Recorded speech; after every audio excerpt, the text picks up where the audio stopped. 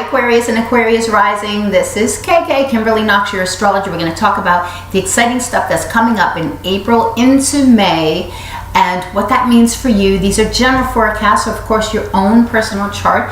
There will be some different things, but on in general, you're going to get a lot of information here. Now your rulers, you have two rulers, a secondary ruler and an original ruler, the ancient ruler Saturn, and then of course your ruler Uranus. Both of them are in fire signs, so you're really on fire now, quite powerful, because Uranus has been in the sign of Aries, really pushing you forward outside the box, and Aquarius doesn't need much help thinking outside the box. They're already inventive and they like to surprise people.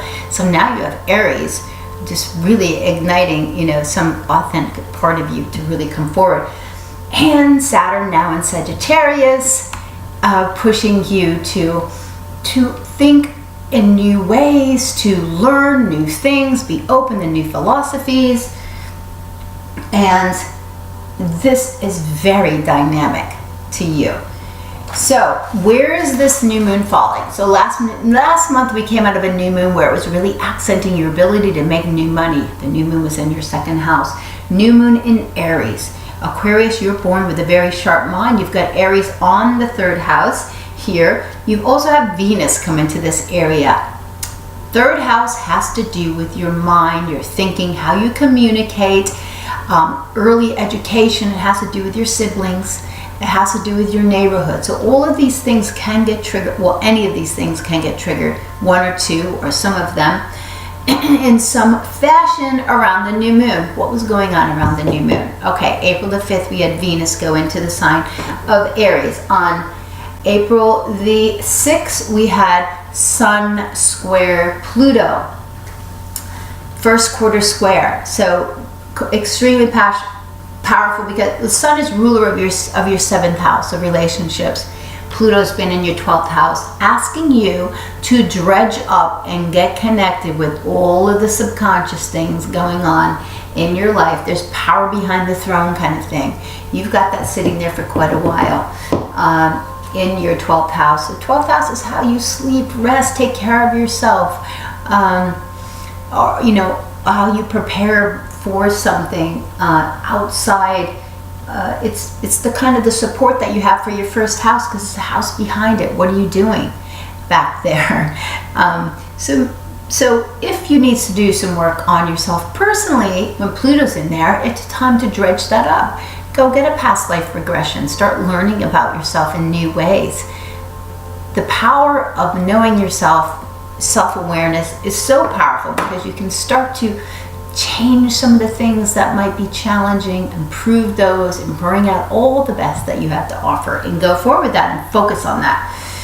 All right, so what's happening this month? We had that new moon on April the 7th. That was last Thursday. You feel this coming on. This is third house. So there's a lot of activity going on right around you, in your neighborhood, your neighbors, maybe something going on there. Uranus was sitting right there.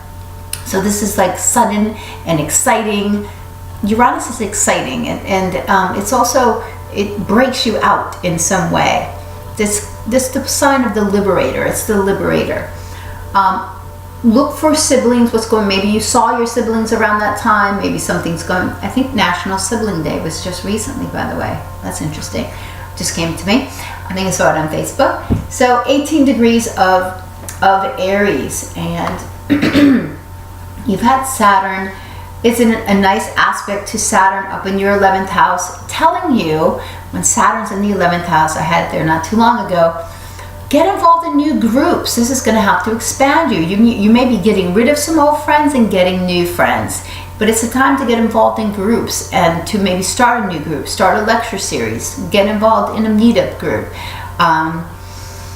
Any of that represents it. It's in Sagittarius, and it's about learning new things, having your mind be open. Aquarius is generally open. You're a humanitarian sign, and it's the sign of, you know, allowing others to be who they are, because that's who they are. That's authentic, and you don't mind that.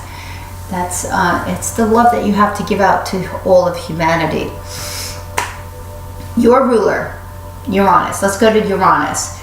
sitting with the sun over this past weekend. This past weekend, April 9th, was probably kind of fun for you. You had a lot of direction. Maybe you were starting some new things. Very strong. And third house, again, has to do with your neighborhood, what was going on. So Sun, Uranus came together, and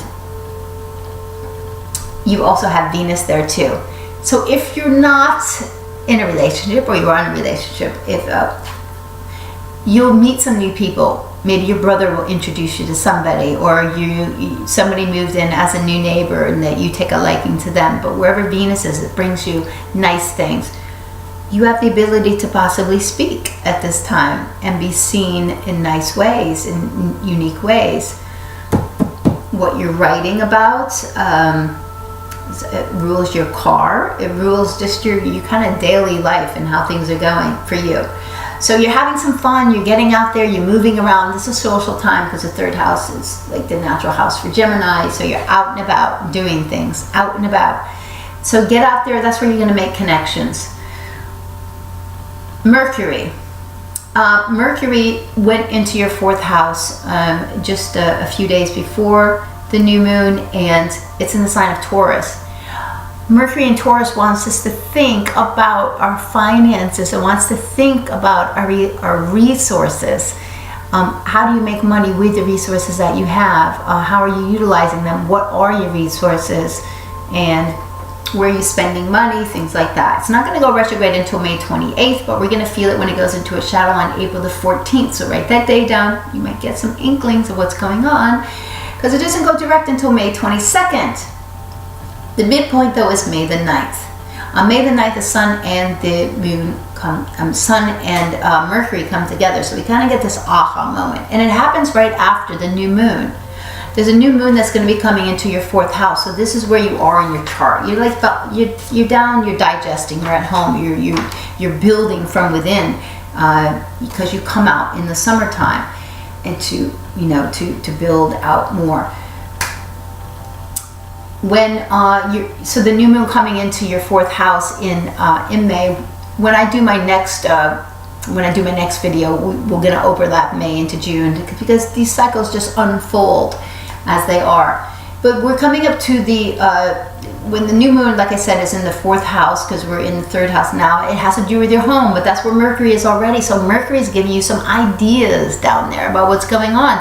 So maybe you're thinking about some things that you want to do at the home. You want to restructure, you want to regroup, you want to redecorate certain areas. I don't know, maybe you were buying a new home and you needed some information about selling or buying a home, because Mercury is information that you need to go forward. Maybe you were waiting on something. You're waiting on something. It comes during this retrograde time. A lot of times it comes between the 28th and it'll come between 28th and May 9th. Or stuff breaks down during that time that needs to be repaired in your home, because it's redo, regroup, rethink, everything. And Mercury naturally rules your fifth house and your eighth house. So the ruler of those houses, when it goes retrograde, then it also kind of indirectly affects them anyway. So that's about your children, and it's also about debt and money that you owe. So just pay attention to all of that. It's a good time to get regrouped. There's going to be a lot of that going on. So what else is happening? Your rulers are not as affected as other sign rulers. But on April the 17th, we have Mars going retrograde, the day after Pluto's going retrograde. That's just a really, really powerful time. And Pluto's going retrograde in your 12th house. It may bring up some very interesting dreams, by the way. But you may find at that time that you want to dig deeper into the subconscious realms that may be controlling you. Maybe there's some things that have been bothering you since childhood that you want to kind of sort out. That generally happens, to people at some point in their life. Something is revealed. Mars is right now in your 11th house. There's a lot of stuff going on with groups and friends and all of that. And it's going to go retrograde on the 17th, and then it's going to go back into excuse me, your career zone by May the 27th. it stays in Scorpio for a while. It's not going to go back into Sagittarius until I think it's August, the beginning of August. Let me get you the exact day since I brought it up. So it's spending a really long time. Mars doesn't go direct until June 29th, and then it goes back into, yes, the 2nd, Sagittarius on the 2nd. So we've got a lot of time. When retrograde planets come, it's time to clean up things. When it goes into Scorpio, it's quite hell-bent on getting some things finally cleared up that need to be cleared up, and that happens at the end of May 27th. Mars goes into Scorpio. So you see, there may be some things, issues around work, career, that you have to go back and work on. All right, so on the 22nd of this month, we also have fun because we've got in your 3rd house, you've got Venus meeting with Uranus. This is a Friday, and you have a full moon in your 10th house. Oh my gosh, if you own something, have like a big sale, a big party, a big event, but this is showcasing your career zone. So some big things are going to be happening. Whatever seeds you planted, maybe some new career seeds last fall, they're going to come full now. So you're going to see like the results of some seeds that you planted at that time. This is an exciting day. So like I said, if you own something retail-wise, or you know, you might just have a big sale, do something amazing, because it's a time to break out. And what else is happening dynamic here?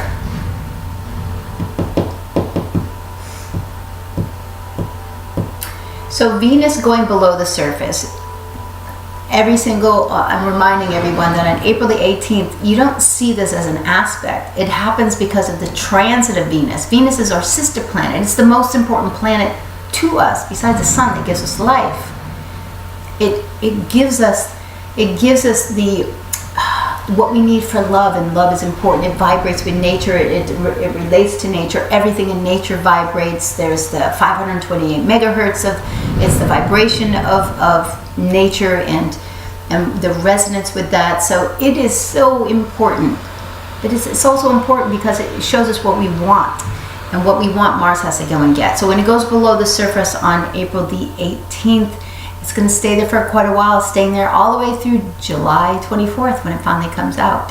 It's going to come out in your 7th house of relationships, but it's going to meet up. It meets up with the sun. Meets up with the sun on June the 6th, and it's going to meet up in Gemini. So this is all like big stuff though. So we're taking something to a deeper level below the surface that we want to bring out. And it's not about what you're buying, it's not about what you're putting clothes on, new makeup, new hairdos. It's not about that. It's about looking at what you want from this deep level. So if you're not in a relationship, take time to do relationship work, and you'll be able to attract someone new. But it looks like this month it's all about your it's home and it's career. That's where things are going on. And also that 3rd house, neighborhood, people around you, siblings, speaking out, having fun, doing stuff all around you, short distance trips. It's what's going on around you. Have a fabulous month, Aquarius. You always do. You're very social and you're sparkly. I love that about you. And thank you for subscribing to my channel, sharing it with anyone. Reach out to me on Instagram, Kimberly Knox on Instagram, for daily in the flow messages and inspiration. Have a fabulous month.